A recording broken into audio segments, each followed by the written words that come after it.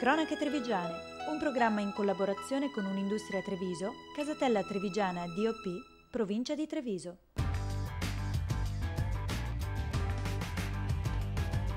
Z Group, Communication by Image.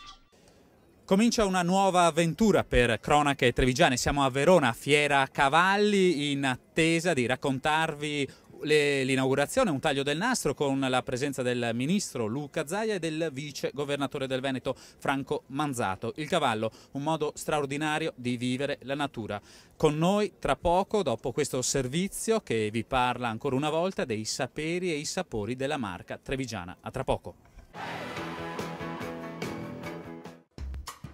14 imprenditori che dopo quasi 700 anni dalla scomparsa di Marco Polo continuano ad incarnare lo spirito del grande esploratore veneziano, innovando le loro attività ed esplorando nuovi mercati. A loro Unioncamere Veneto, in collaborazione con il centro estero della Camera di Commercio, ha dedicato la 21esima edizione del premio Marco Polo. Federico Tessari, presidente di Unioncamere Veneto, ci spiega il perché di questo premio. Vengono premiati perché sono il Marco Polo del futuro e anche contemporaneo, perché trovano una grande capacità interna, una grande volontà, pur in condizioni non ottimali come queste, di ancora intercettare nuovi mercati, proporre i vostri prodotti e arrivare a una condizione di competitività internazionale. Tante aziende con tante specificità.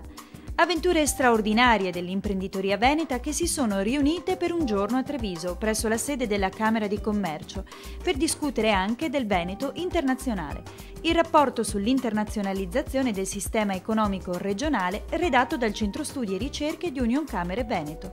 Aziende ed istituzioni che, secondo l'assessore regionale Vendemmiano Sartor, stanno parlando sempre di più la stessa lingua. Abbiamo la necessità di uno sforzo di raccordo, perché il sistema imprenditoriale è un sistema imprenditoriale che ha investito in innovazione, ha investito in prodotti, in tecnologia e è essenzialmente competitivo. Dobbiamo recuperare la frammentarietà, dobbiamo soprattutto cercare mercati nuovi, perché anche in questo momento che c'è crisi nella cosiddetta economia occidentale ci sono dei mercati emergenti, soprattutto magari nell'est asiatico, anche nel Nord Africa, territori che hanno accumulato ricchezza, che stanno crescendo. Veneti innovatori ed esploratori, una vocazione che li rende protagonisti di grandi avventure di ieri e di oggi.